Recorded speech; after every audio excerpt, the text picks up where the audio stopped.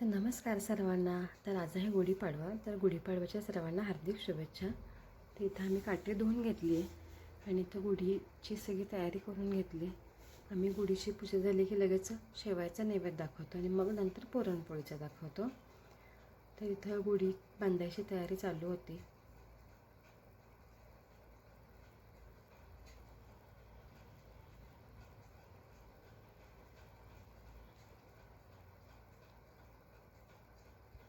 आमच्या इकडे blouse piece घालायची पद्धत आहे. काही काहींच्यात साडी घालतात.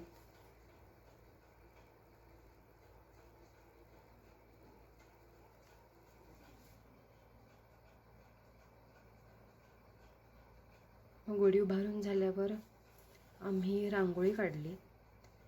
मी रांगोळी काढत होते त्यात आराध्या रंग भरत होती. एकदम साधी सोपी मी रांगोळी काढलेली आहे. गुढीची पूजा करून झाली.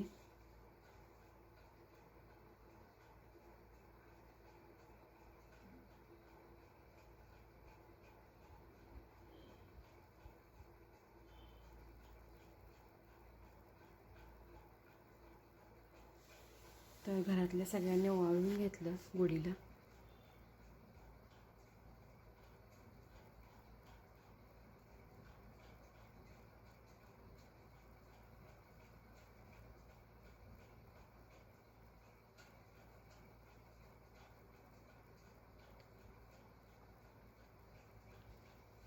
तर गुढी उभारून झाल्यावर मग स्वयंपाकाची तयारी. स्वयंपाक थोडा झाला होता पण पोळ्या बाकी होत्या.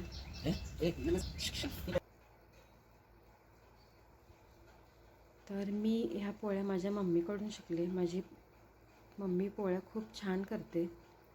तर मी इथं फक्त गव्हाच्या पिठाच्याच केल्या होत्या. मैदा अजिबात घातलेला नव्हता. तर पोळ्या एकदम मऊ लुसलुशीत आणि मस्त झाल्या होत्या.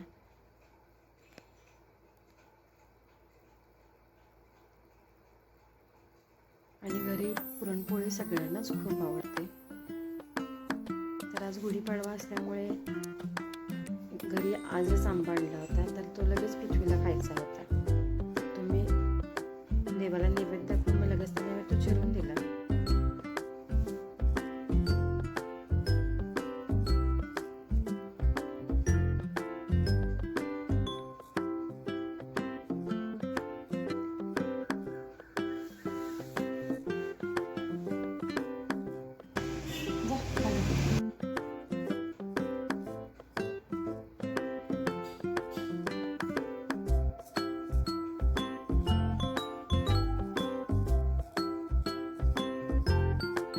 सगळे पापड तळून घेतलेत.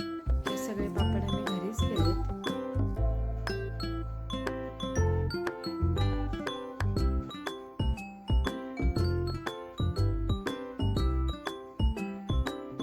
तर सगळा स्वयंपाक तयार झाला. फक्त येळण्याची आमटी करायची होती. तर पोळ्या, वरण आणि ही भांडी आम्ही स्टीलची घेतली होती नवीन. त्याचं उद्घाटन आम्ही आज केलं. म्हणजे पाडव्या दिवशी आम्ही त्यात जेवण केलं.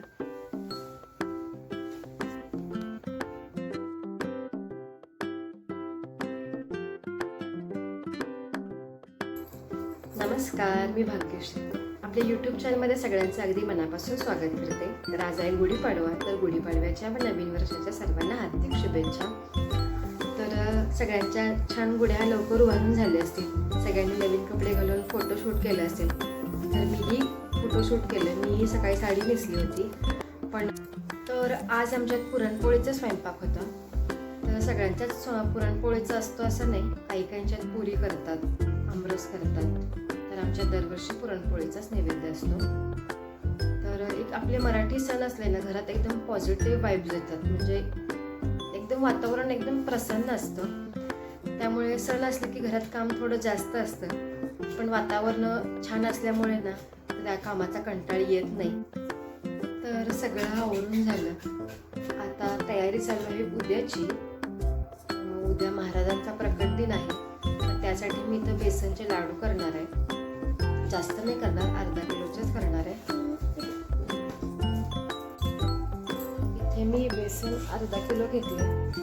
जे मी काल रात्री भाजून ठेवलं होतं. तर त्याचे मी आता लाडू घालणार आहे. जी मी पाक करून जी बनवतात ना, त्याला तगार म्हणतात, ती मी करून घेतली. म्हणजे अशी सुळसुळीत असते. आपली पिठी साखर कशी असते तशी नसते. त्यामुळे लाडू एकदम दाणेदार होतात आणि तोंडात टाकताच विरघळतात.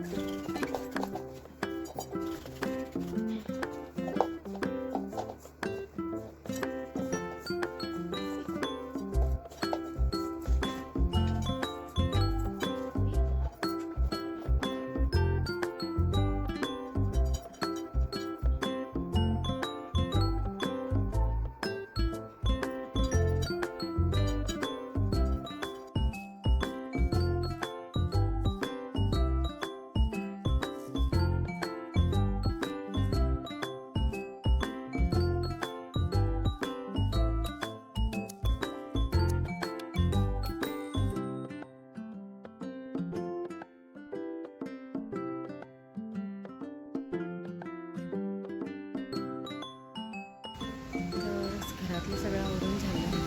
गोडी आत्ताच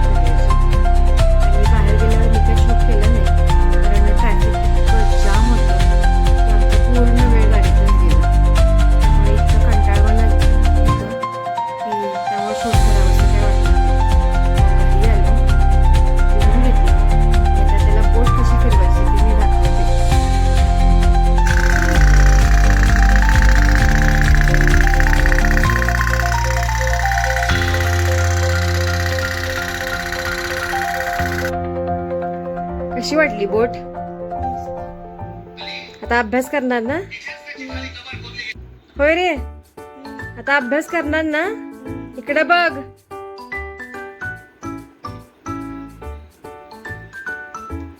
आजचा व्हिडिओ कसा वाटला तर कमेंट करून नक्की सांगा. जर आवडला असेल तर लाईक करा, शेअर करा, चॅनलला सबस्क्राईब करायला विसरू नका.